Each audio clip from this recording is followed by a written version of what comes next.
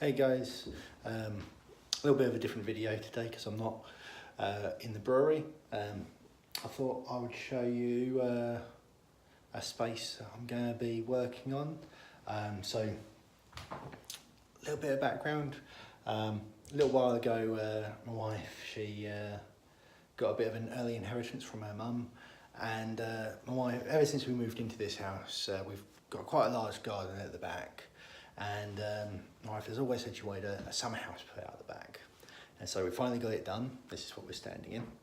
Really big space, really fucking amazing, really. So it's a case of my wife, love my wife, because she said, you know what, you can have a bar. And, you know, my face lit up and smiling like a pig in shit. So it's a case of, I'll show you the space and then I'll tell you about what I'm going to be doing. Okay, so really big space. Already got some bits in here, table and stuff. But so it's a really big space that we've got, and it's this corner here that we've kind of pictured as the bar type area. It's a case of we've got some seating and bits over there, but yeah, so it's over in this bit that we're looking at having the bar. Now there's a few different types of bars that you can have. You know, the classic pub is where you've got like fridges at the back and then you've got a bar at the front, and it takes up a lot of space. Fuck it, it'd be like taking up half the space. Couldn't do that, wasn't allowed that. But I was thinking about the different Keezer builds that I've seen people do, you know, been on Pinterest and looking at people's bars and bits and pieces. And what I've decided to do is an extended Keezer build. Okay, so the Keezer itself will go along that bit there, and the pump, the taps will be coming out that way. Okay, but what I do love the idea of standing behind a bar, not just walking up to it. So while we have the Keezer coming from there along there, I'm going to have another section coming out from here, just a little bit there, you know, to stand behind. So it's a little bit of an L. Now, it's a case of, it's going to be a bit of a project.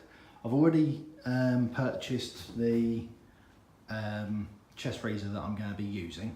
It's a bit of a big boy that we're going to be using, but I'm only planning on doing this once. So we've got the space planned, and what I'll do now is I'm going to show you the first stages of what I'm planning with regards to the build, which will just be the chest freezer, the kind of the Keezer section, and not the front bar.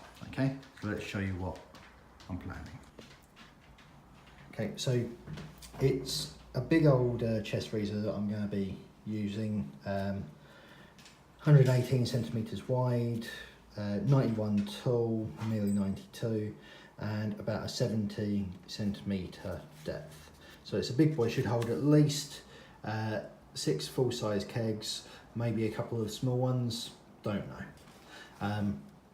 So first thing that we're going to be doing is adding a collar to the chest freezer. Okay, now difference between this collar and a lot of the other ones that you see people build is that I'm going to have a little bit of an overhang at the front here. It will all be closed off so that you know, there's no extra ventilation or anything like that, or any heat or coolness getting out or in, but there's a little bit of an overhang, and obviously the lid's going to be coming off of the collar that's going to be added to the freezer, about 8-inch collar. The reason for the overhang is what I then want to do. Oh, I've got these in the wrong order. Where have I missed one? Ah, here we go. So what I then want to do is build a framework on the outside. These won't be attached to the actual chest freezer. The reason for this is I want this to be disassemblable. Ah, fuck it. This is going to be another one where Tom takes the piss. I want this to be able to come apart.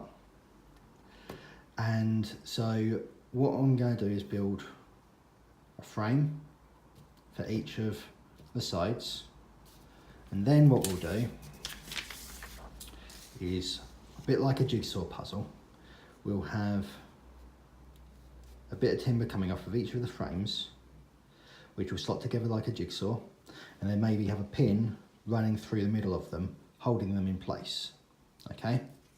Now, what that'll do is allow us to then clad the front. So I know that looks like brickwork, but I'll either do a bit of tongue and groove, or maybe a pallet wood project or something. But it'll be on the front, and the aim for it is for the cladding to be flush with the extended collar. Sounds good so far. Now, what that means though is that we've kind of increased the width and the depth of the Keezer, and the lid for the chest freezer isn't going to sit flush with, or isn't going to sit evenly with everything. So it's going to look a little bit like this, where it's kind of just sitting up in the middle. Alright, so what we'll then do, okay, is we're going to build a bar top, which top one will be the entire piece of the top, obviously, and then we'll have another kind of frame around the outside which will fill this gap, and maybe we'll stick in some pegs so that it all holds together. That's the plan. And can I end up drawing a final? No, I didn't draw a final one. But yeah, so that's the plan of what I'm going to be doing with the chest freezer to start with, and to build the working Keezer. Now, I'd really like this to be done in the next 2 weeks. Like I'm going to have time to do all that.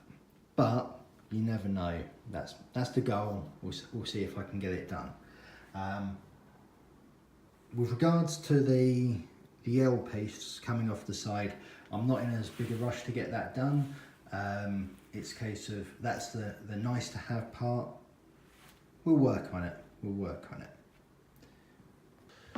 So guys, hope that video was a little bit more interesting than me just talking. I was kind of trying to show you a little bit of how my head works with regards to any projects like this.